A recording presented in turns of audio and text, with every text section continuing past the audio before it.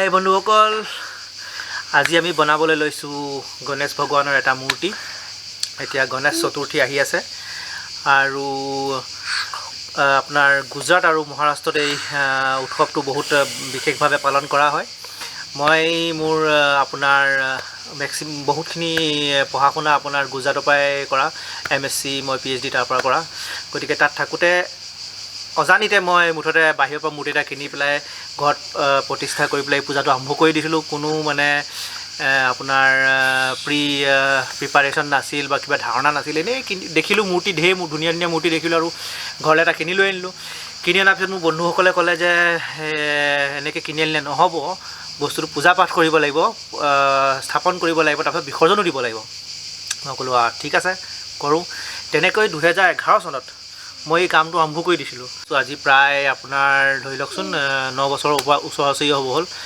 কিন্তু ভাৰতৰ পৰা যেতিয়া বাহিৰলৈ ওলালোঁ তেতিয়া আপোনাৰ এই গণেশ ভগৱানৰ যিটো মূৰ্তি, সেই মূৰ্তিটো পাবলৈতো ক'তো নাই, আৰু এই মূৰ্তিটো মাটিৰ হ'ব লাগে আচলতে, তাতে আৰু বিসৰ্জন দিব পাৰি। গতিকে মই তেতিয়াৰ পৰাই নিজেই এই মূৰ্তিটো বনোৱাৰ সিদ্ধান্ত ল'লোঁ। এতিয়া আমি আপোনাৰ বনাবলৈ আৰম্ভ কৰিম। 22 আগষ্টৰ পৰা এই বস্তুটো আৰম্ভ হ'ব, এই উৎসৱটো আৰম্ভ হ'ব।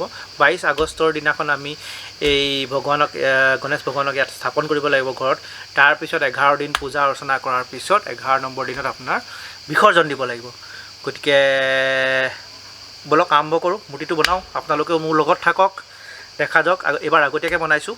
তাৰপিছত প্ৰথম চৰণটো হ'ল মাটিৰে মূৰ্তিটো বনোৱা, সেইটোৱে আজি এইবাৰ দেখাম। তাৰপিছত লাহে লাহে বস্তুটো শুকাব, একদম লাহে লাহে মানে আপোনাৰ ৰ'দত নহয়, ঘৰৰ ভিতৰত ছাঁত শুকুৱাব লাগিব যাতে ফাটি নাযায়।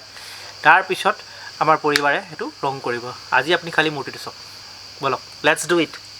আমাৰ পোৱালেও সৰু মূৰ্তি এটা বনাম বুলি কৈছে। চলো লেটছ গ'।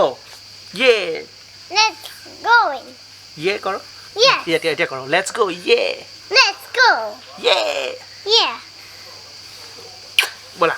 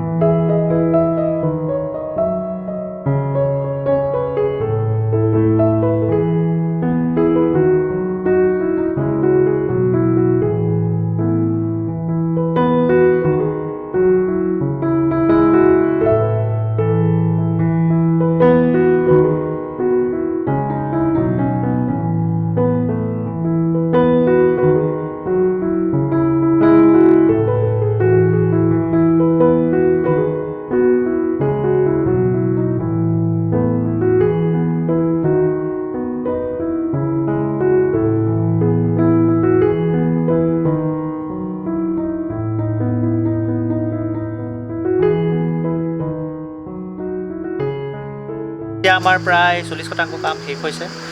বডি হৈছে, আপোনাৰ চেষ্টটো অলপমান হৈছেগৈ, শ্বেপ লৈছে আৰু আপোনাৰ যিটো ষ্টমাক আৰু পিঠিটো মই বনালোঁ। এতিয়া ভৰিও বনোৱা হৈছে আৰু আপোনাৰ আসনটোও বনোৱা হৈ গ'ল। তাৰ উপৰিও মই অলপমান জইন দি দিছোঁ যাতে শুকোৱাৰ পিছত বস্তুবিলাক ঢিলা হৈ নাযায়, এইবিলাক যাতে জইণ্টছবিলাক ওলাই নাযায়। সেইকাৰণে অলপমান মই আপোনাৰ জুইচলা কাঠি বা আপোনাৰ ধূপ জ্বলোৱা যিবিলাক কাঠি থাকি যায় সেইবিলাক কাঠিয়ে মই জইন দি দিছোঁ। আৰু কিছুমান মই আপোনাৰ হেৰি লৈ লৈছোঁ, এইবোৰ ডাল চাল লৈ লৈছোঁ আৰু আপোনাৰ এইবিলাক লগাই পেলাই যাতে জইণ্টবিলাক শুকোৱাৰ পিছত ওলাই নাযায়, সেইকাৰণে অলপমান ছাপৰ্ট দিবলগীয়া হৈছে। সি উৎসাহিত হৈ গৈছে। এতিয়া আপোনাৰ হেডটো বনাব লাগিব, তাৰপিছত খুৰডাল বনাব লাগিব আৰু 2খন হাত বাকী আছে। বলক চেষ্টা কৰোঁ কিবা এটা হয় যদি।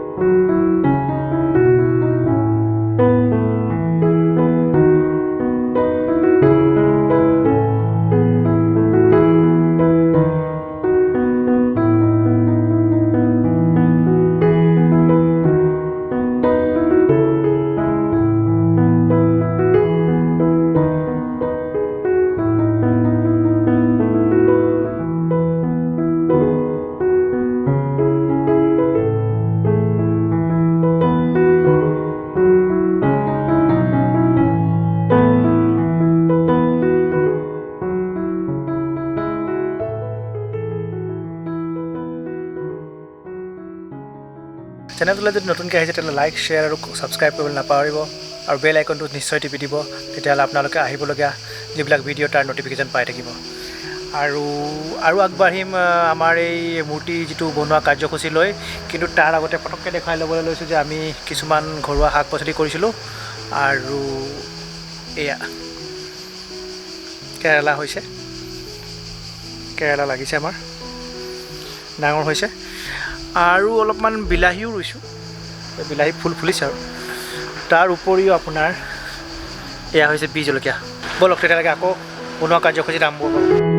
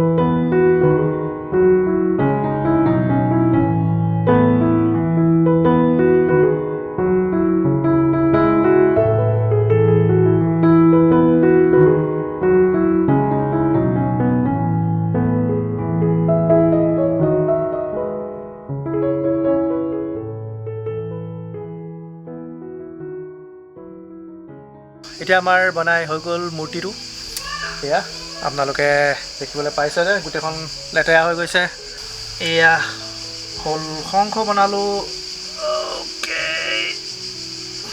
শংখ বনালোঁ আৰু এয়া হ'ল কুঠাৰ আৰু এইটো হ'ল মোদক বুলি কয় যিটো আপোনাৰ মহাৰাষ্ট্ৰত বনে বৰ সুন্দৰ এইটো হ'ল আপোনাৰ মুচিক গণপতি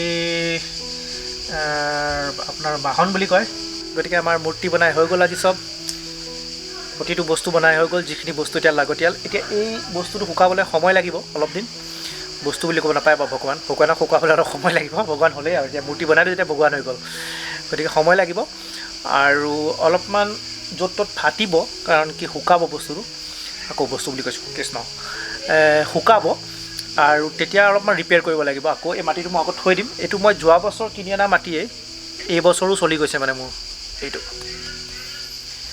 যোৱা বছৰ কিনি অনা মাটিয়ে আপুনি ভালকৈ মানে একদম মেৰিয়াই থৈ দিলে এই বছৰো চলে সেইটো হিচাপতে চলি গৈছে গতিকে কেনেকুৱা পালে ভিডিঅ'টো জনাব আৰু বেল আইকন টিপি দিব ন'টিফিকেশ্যনৰ কাৰণে লাইক শ্বেয়াৰ আৰু ছাবস্ক্ৰাইব কৰিব জয় আই অসম